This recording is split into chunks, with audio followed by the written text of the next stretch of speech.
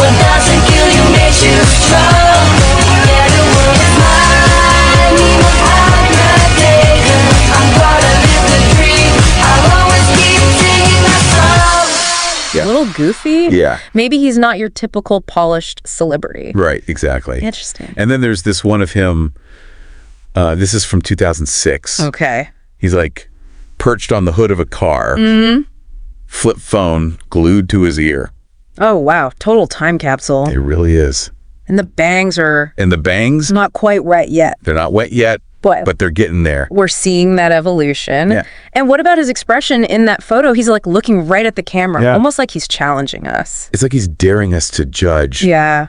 And then just a few photos later, we see him dressed to the nines in a tuxedo Oh, wow. at some Amazon Studios event. Okay. Talk about a transformation. Yeah. Big change. But even with the sleek suit and the perfectly sculpted hair, there's still that glint of mischief in his eye. So he's got that unpredictability. Yes. Keeps us guessing. Keeps us guessing. He's not fitting into any easy category. Not at all. I like it. He's hard to pin down. Yeah, he really is. Okay, and then we get to a whole other set of photos, and it's a very different vibe. Okay. We see James walking through an airport sporting a John Deere hat.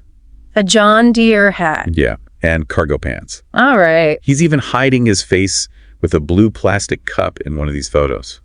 Interesting. It's like a far cry from the red carpet glamour. Yeah. Yeah. So it's like we're seeing a little bit more of like Yeah. a less guarded James, maybe. Yeah, just like a regular guy. Yeah. Not performing for the camera. Yeah. But even in these like candid moments, he still manages to stand out. Yeah. That John Deere hat is a choice. It is a choice. What do you make of that? Is he just like messing with our expectations of Yeah. what a celebrity should look like? Yeah. Is this deliberate? Is he trying to subvert that image of the like, yeah. Perfect Hollywood star, or does he just genuinely not care what people think? Is this just James being James? Yeah. And then we have this photo that's become almost iconic. Okay. It's James in the pea coat, wet bangs, perfectly in place, pointing dramatically Yeah. with this look of pure, I don't even know what that look is. What is that shock confusion? Yeah, I don't even know how to describe it, but I feel like that's the photo that most Yeah. people think of when they think of James Holzier. yes. And it's definitely achieved meme status. Oh, absolutely. Yeah. And it's so interesting because then we have this other photo, which is much more personal. Okay. It's James with a Shih Tzu baby. Oh. And he just looks so relaxed and comfortable. Just a regular guy out for a walk with his dog. Yeah, so we're seeing those different sides of him, right? Yeah. Like the public image versus the Right. private life, the carefully constructed persona versus these more unguarded moments. And then we're back to the Holzier wet bangs Okay. in full force. Right. We have these two photos that both look like they're taken in a nightclub setting. Mm-hmm. In one, he's looking right at the camera, almost like mid-motion. Okay. And in the other, he's got this more serious expression. He's holding his arm. It's almost like he's injured. Interesting. And it's interesting how much emotion he can convey, Yeah. even with these like meticulously styled bangs. Yeah, he can go from like playful and engaging to Yeah. withdrawn and guarded just like that. Yeah, like he's playing with our perceptions. Yeah, and we're left wondering like, Yeah. who is this guy really? Right, and that kind of makes this whole deep dive so interesting. Yeah, it does. Because it's like we're trying to piece together a puzzle with all these missing Yeah. pieces and these conflicting narratives. And we have a subject who seems to like being mysterious. Yes, and speaking of conflicting narratives, Okay. there's this whole online world dedicated to James Holzier and Scarlett Johansson as a couple. Oh, really? But the sources that we have don't really support that at all. So it's like the internet is creating its own realities. Yeah, it's like this desire to connect the dots to create these Yeah. narratives, even when the evidence just isn't there. Even when it's flimsy. Exactly. And it's kind of concerning when you think about the potential for harm here. Like, remember that article we read about Scarlett Johansson Yeah. speaking out against deepfakes? Yes, I do. And saying that there was this fake video of her that had been viewed over 1.5 million times. Oh, wow. It makes you really think about the dark side of online fame. Yeah. And how easy it is for people to manipulate images Yeah. and create these false narratives. That's scary. So where does this leave us with James Holzier? Good question. I mean, he's got this enigmatic public image, these controversial Reddit posts, these strangely positive quotes. It's a lot to unpack. It is. And it brings us to like another interesting piece of this whole puzzle. Okay. This alleged group called the Matthew Community. Have you heard of the...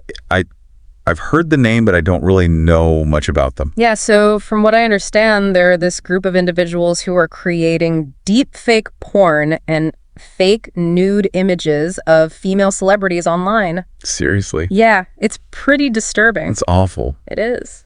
And what's the connection to James Holzier? Well, there's some online theories that he's somehow involved in this Pity Farm Pookie Pest ARG. Wait, hold on. ARG? Yeah, an alternate reality game. We're going down a rabbit hole here. We are, and this is where things get really interesting. Okay, I'm ready. Let's dive deeper into this ARG. Okay. And see if it can tell us anything more about James Holzier. Let's do it, but just a warning, things might get a little weird. So ARGs, these alternate reality games. Yes. They're basically these elaborate interactive narrative that blend real-world elements with fictional storylines. Exactly, and they often involve puzzles and clues that are hidden online or in physical locations. Oh, wow. And a whole community of players working together to unravel the mystery. So they're kind of like blurring the lines between reality and fiction. Yeah, and the players actually become participants in the story. That's really cool. Yeah, it's a very unique form of entertainment. So how does this specific ARG, this Pity Farm Pookie Pest, how does that tie into James Holzier? Well, that's the million-dollar question. Yeah. There's a lot of speculation online, but nothing concrete. Okay. Based on the sources we have.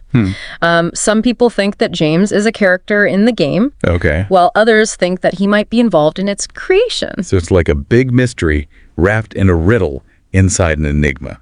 This is about right. Classic James Holzier. I guess in a way we're back where we started, James Holzier, the master of mystery. He really does keep us guessing. Yeah. But even without any clear answers, I think this deep dive has been really interesting. I agree. It's definitely shown us how these online narratives can form, Yeah. how easily those lines between reality and fiction get blurred, Yeah. and how hard it is to control your own image in this digital age. And I think it also makes you think about the responsibility that we all have when we engage with content online. It's so easy to get swept up in the speculation and the gossip, Oh, for sure.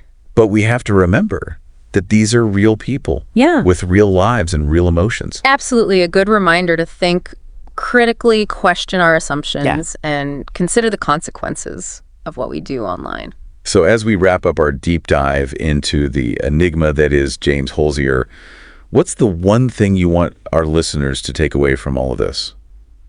You know, I think the big takeaway here is the importance of critical thinking in this digital age. Like, Yeah. we're constantly being bombarded with information from all sides.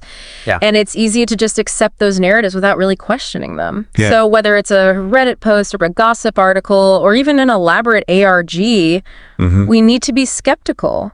Yeah. Look for different perspectives before we form an opinion. Don't believe everything you read on the internet, folks. Yeah, exactly. Especially when it comes to someone as intentionally mysterious as James Holzier. Well, on that note, I think it's time to say goodbye to the enigma that is James Holzier, For now, at least. at least for now. Who knows what he'll do next to keep us guessing. Right. And before we go, a reminder for our listeners, we're Chip and Ripple, That's right. your guides to these fascinating deep dives. Always a pleasure exploring with you, Chip. Likewise, Ripple. And to our listeners, thanks for joining us. Yes, thank you. Keep those questions coming, and we'll keep diving deep into whatever you throw our way. All right, so get this. Okay. Today we're diving into Noku Peerless. Interesting. She's making waves online, but not in the way you might think. Oh, really? We're talking about a fashion designer tackling the dark side of the internet with clothing. Now that's a twist. Yeah. Interesting. So to give everyone some context, Okay. Nook was facing off against this shadowy online community known as the Matthew community. Okay. Yeah. They're known for creating some pretty disturbing fabricated content. And what do we mean by that? Yeah, so we're not talking like harmless memes here. Okay. Deep fakes. Oh, wow. Videos manipulated to make someone appear to be doing or saying God. something they never did. Yeah. Often explicit or compromising, Oh, that's terrible. altered images, and even more disturbing stuff. Really? And they're specifically targeting female celebrities. Oh, that's awful. Yeah, it's pretty messed up. It is, yeah. So that's where Noku comes in. she designs these incredibly elaborate birthday outfits for these celebrities, almost like a counterattack Wow. against the harmful images being circulated. That's amazing. Yeah, so instead of trying to take down the Matthew community directly, she's fighting back with fashion.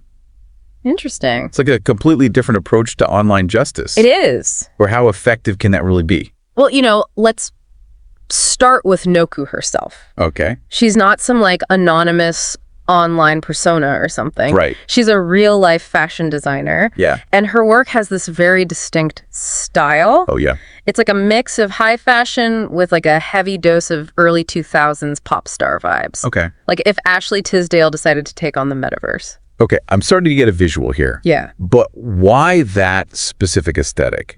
Is there a connection to the Matthew community or the celebrities they're targeting? It's an interesting question. Yeah. Some people speculate that the style itself is a form of commentary, a way of like reclaiming the narrative around these celebrities Oh, okay. by presenting them in a way that directly clashes with Right. the hypersexualized imagery the Matthew community is creating. That makes sense. Think about it.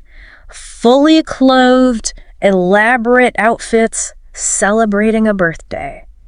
It's Yeah. a stark contrast to what they're doing. It's almost like she's creating a safe space for these celebrities Yeah. within the chaos of the internet, Yeah.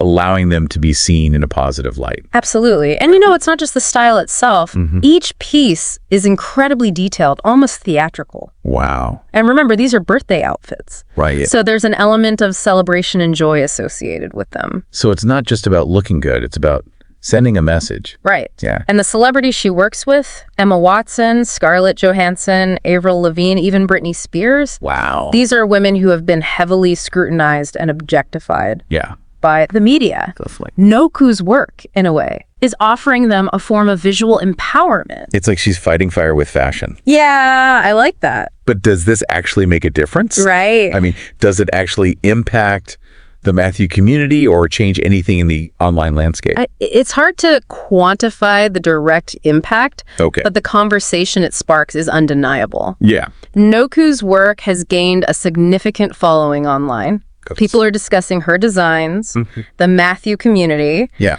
and the broader issue of online exploitation. So it's raising awareness at the very least. Absolutely. And then there's the ARG, Oh, yeah. the alternate reality game I've heard about this. that Noku created Okay. called the Pity Farm Pookie Pest Podcast. Wow. What a name. It's like a real-life online treasure hunt Oh, wow. full of puzzles and clues, and it ties into her work in some really interesting ways. Wait, an ARG. Uh-huh. Now that's a whole other layer to this. It is. It makes you wonder if she's trying to reach the same audience as the Matthew community, but with a completely different message. Exactly. Yeah. It's like she's using the same tools and tactics, Uh-huh. but subverting them, Okay. turning them into something positive and empowering. So, Noka Peerless, Yeah. fashion designer, Uh-huh. online vigilante, and ARG creator. Right. She's definitely a force to be reckoned with.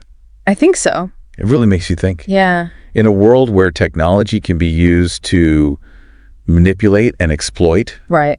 how can we use creativity and innovation to fight back? That's a good question. Yeah. Yeah. And what other forms of resistance might emerge as this technology continues to evolve?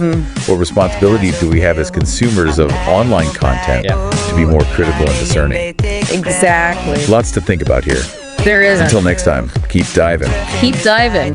For more episodes of the Pity Farm Pookie Pest Podcast, that was the third episode of the Pity Farm Pookie Pest Podcast. Major thank yous for watching this episode, and I am out. See you soon, and goodbye.